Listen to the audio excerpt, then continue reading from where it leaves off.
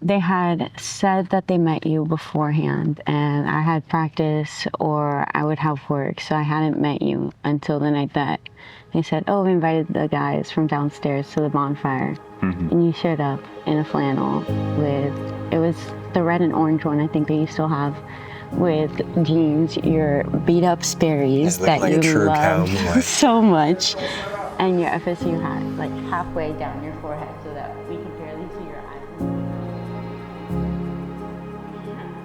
We had gone to the bonfire and you pretty much stood to the side, not interacting with us at all. We were wondering when you guys were going to come over, but you know, eventually you just started hanging out more and more. And here we are now. Me and Emma on our first Valentine's Day. We went out on the boat.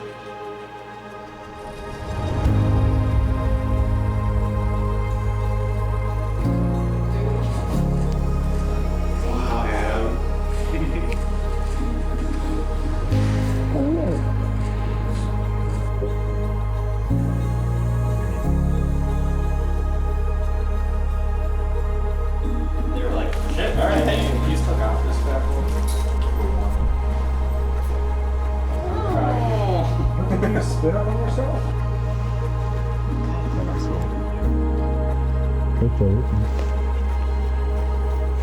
Yeah, you're gonna cry.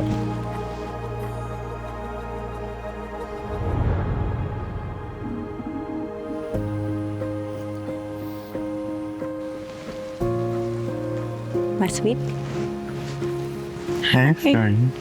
You look beautiful. Thank you. I'm so excited. We get married today. Wow. My hands are freezing. I know. You have a very beautiful dress. I got a long veil and everything, just like my mama did. That's great.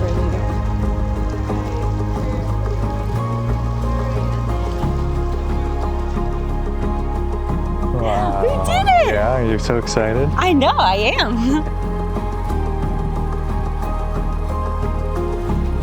We were driving up after my teacher work day and we're pretty close to the cabin. I said, wouldn't it be so crazy if we got engaged this weekend and my parents are a couple hours behind? And you stood so stiff and I was like, that's interesting, but I didn't think anything of it. I was like, this is for your dad's birthday, this is not gonna happen. And then by that day when we got to the apple orchard, because I didn't realize that it was so big inside, I thought it was just a small area where you could pick. But then once we took that tractor ride and we got out there and find the perfect place and wait for you to turn around after you were looking for apples. And I remember looking at one that was half red, half yellow. I mean, like, look how cool this is. This one is half and half. And I heard you say, sweetie, and when I turned, you were down on one knee and I couldn't even believe it. And I remember telling you, are you for real? Because I didn't know. I was just so excited. I don't know, at that moment I choked and I couldn't say anything except, will you marry me?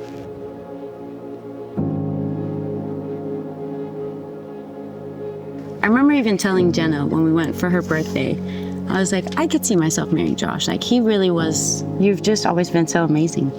Lots of different things that brought it together and made you the one. I don't know if I ever had like a stark realization like that. I think I just kind of felt it from the beginning, just because you're always so caring and kind and just an all-around nice girl. We gather on this joyous occasion to celebrate love, laughter, and light on Emily and Josh's wedding day. After we first met at the bonfire, you started coming around more often to our apartment at the Reef, and I began to form a crush on you. By the time Friendsgiving came around, I told our friends that I liked you and I wanted to make my move. We were headed up to your house that weekend for the UF-FSU game, and I knew I had my chance. That weekend was so memorable, and I remember the joy I felt with you. I had the best time talking, laughing, and doing the most random things that day. A little over a month later, we started dating, and from that moment on, I knew you were the one.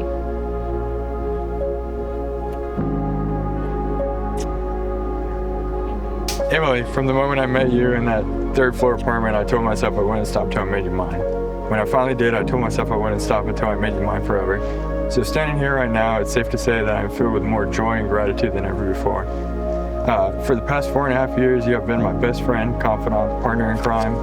and a co-parent to our little fella.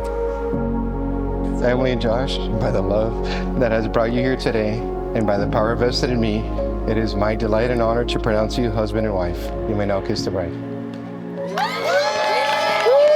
I love you. It is my pleasure to present to you for the first time Mr. and Mrs. Josh and Emily McAfee.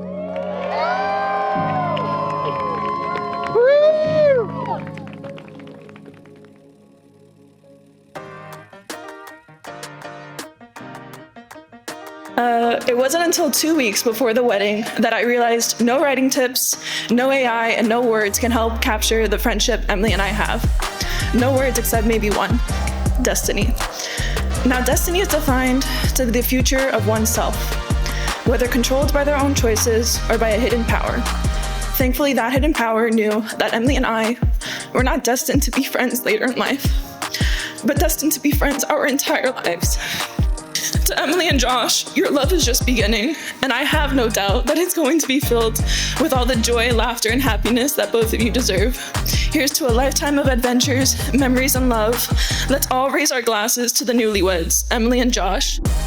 Here's to Emily and Josh. Congratulations and welcome to the family, Emily. I love you guys both, and I hope tonight is the first night of many great nights for the two of you. Books tell us stories, and in our minds, time may stand still. Our lives are very similar to books. They have a beginning, they have chapters that make up the story, and they have an end. One of the happiest chapters of my life was the day that I got to look into my daughter's eyes for the first time. Similarly, there was another family, hearing his first cries. Today, I close a chapter in my life, and my daughter and my son-in-law open up their chapter together as a married couple. Please join me in celebrating the new chapter in the life of Emily and Josh McAfee.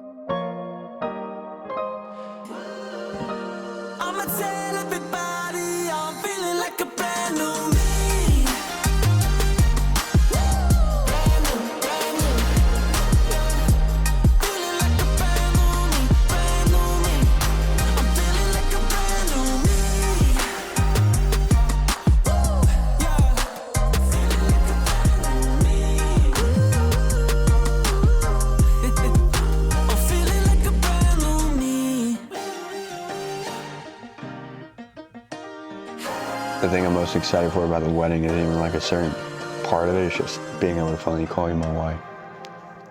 I've been waiting for that for a long time. It just has a different ring to it.